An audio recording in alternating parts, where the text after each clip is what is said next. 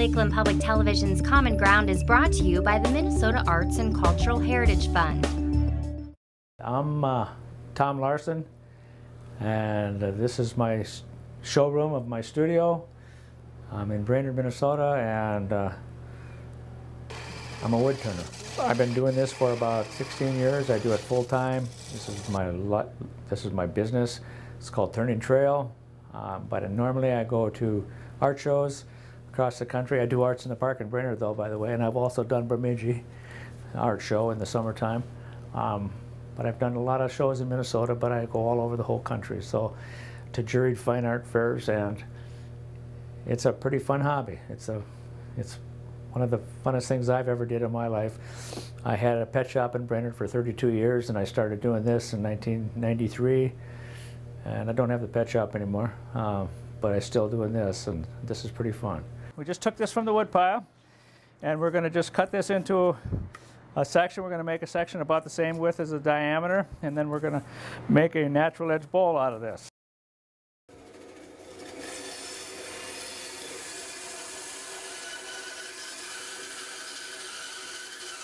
Okay, now we have a log that's the same diameter as it is width. Now I'm going to cut this piece in half. I'm going to cut it across the top like this, and then we're going to take the bowl out of the side of the piece, not out of the top of the round like that.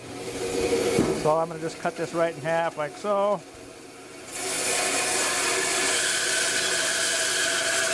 The pith of the log, the center of the log, we don't want that in the log. This is the center of the log right here. We want that out of there. So this is the piece we're not going to use. This is the piece we're going to use, so that there's no center right here.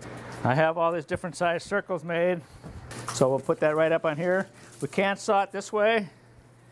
We can't saw it upside down on the bandsaw like this. We can't draw a circle here because, like this, because when we start cutting it on the bandsaw, it wants to rip and roll that log. So what we want to do is put it on the top side, put a nail in here, like so. And then I will take it to the bandsaw, and I have a flat base on the bottom. So then I can just take this like this and roll around.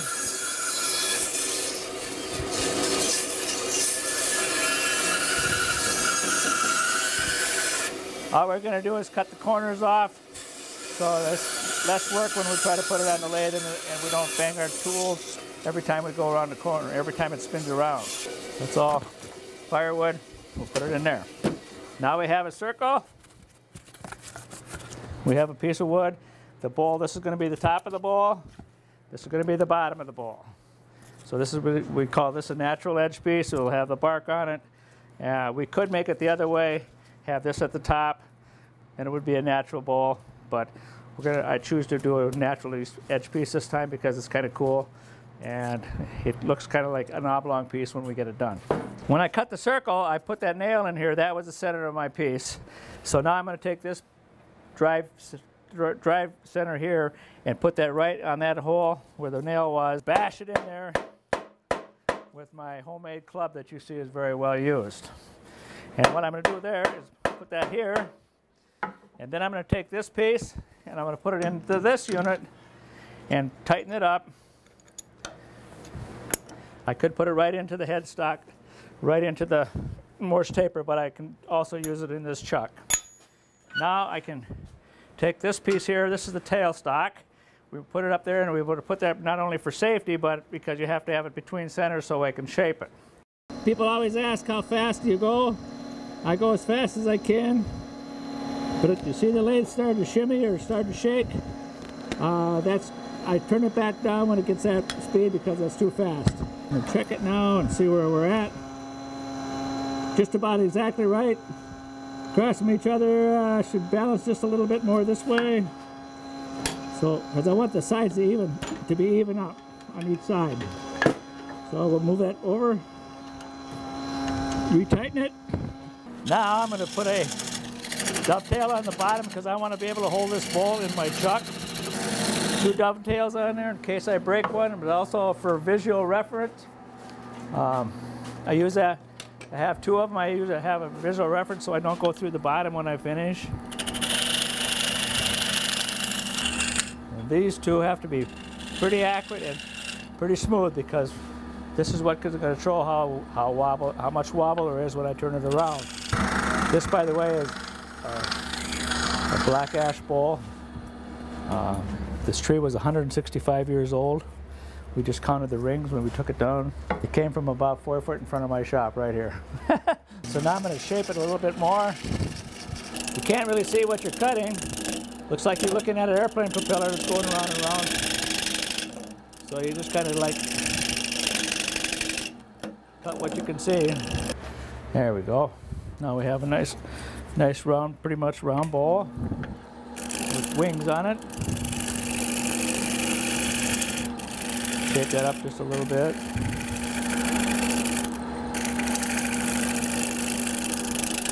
We're going to put this in the kiln to dry it after we get through finish roughing it all out. There's lots of ways to dry balls, but the best way is either air dry them, or I put them in a little refrigerator kiln and let them dry with a 100-watt bulb, or a 25-watt bulb, and is about 100 degrees.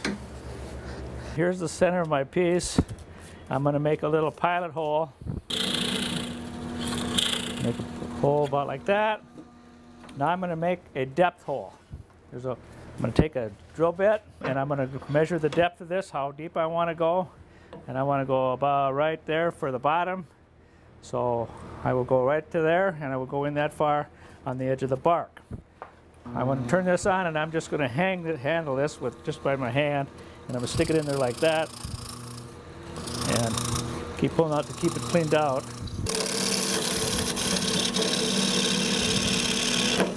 See, this way when I get to the center, it just stops the chisel. If I went across, it would go kick back like that. So that's where I want the bottom to be. Now I'm going to take a wood scraper, a bowl scraper. I'm going to come in here like this. Okay, this bowl is done. It's all roughed out. It's ready to put in the kiln or to put in a place to let it dry. And it should dry for, like I said, in a kiln maybe a month. Otherwise on the floor or in a paper bag or something, maybe up to a year's time before you can turn it and return it again. This is about 3/4 of an inch thick. When we have a finished bowl, it will probably be about 3/16 to a 1/4 inch. But anyway, now I can take this off the lathe, and I can I'll seal the ends here. I'll seal this with a green wood sealer, which is a wax-based finish, and I'll seal this right here. And then I will put it in my refrigerator kiln over there and leave it set. This is the kiln. All it is an old refrigerator with some holes drilled in the bottom and on top, and a 25-watt light bulb in here. If it's a great big refrigerator, you need a 40-watt light bulb. So you have around temperature around 97 to 100 degrees, and stuff just sits in here, and within a month's time it'll all be dry. But that's the cheapest kiln that you can find right now. This is the showroom in here. These are pieces that are done and ready for me to take off. I'm going to art show next week in Scottsdale, Arizona, and Fountain Hills, and this stuff will all be gone out of here next week. The wood doesn't have to come from a long ways away to be pretty. You can get it from almost anywhere, but you want to find a piece of wood that's got some character, a crotch piece or a burl piece, or a piece of the tree is all wavy or something. Just straight grain lumber, straight grain wood is not really very pretty, but it could be very functional, but it's not very pretty, you know. Stuff is endless. I mean, you can make anything, and you just have a little bit of creative ability to think about something, and you take a round piece and you make it into something that's round but still different. And that's the hard part, is trying to figure out how many more different ones you can make, okay. You know. And then you want to make them as best as you can make them. You want to make them with a nice finish. They need to feel good. They need to be kind of balanced. At least that's what I pride myself in doing, is the best I can do with every piece of wood I put on the lathe. So I always like a challenge of some sort, you know. And I always challenge myself to see if I can make something better and faster. I have this faster thing. I need to make it fast, but actually fast doesn't mean anything, because you can make the same piece slow, you know. It's just that I like to do things as fast as I do them and still do them good. If you can't do them good, then it doesn't. I don't want to do them fast. You know. I think the best part of this hobby is you can create a piece in one evening or in one afternoon or in one day. So you kind of get instant gratification. It's like, wow, I did this. I made this in one day, or I made this in 2 hours, or whatever it takes you to make. It is something cool. You don't sit and wait for glue to dry. You don't, you're not making a cabinet, which takes weeks. You have that accomplishment, the sense of accomplishment right away. And when you put that first coat of finish on it, you say, whoa, look at this. Is this ever cool, And then you set it aside and start another one. And that's what's nice about it, what I like about it anyway. It's you don't have to have a lot of patience to wait for things. You just get it done. If you enjoyed this segment of Lakeland Public Television's Common Ground, consider making a contribution at lptv.org. If you have segment ideas pertaining to North Central Minnesota, contact us at legacy@lptv.org.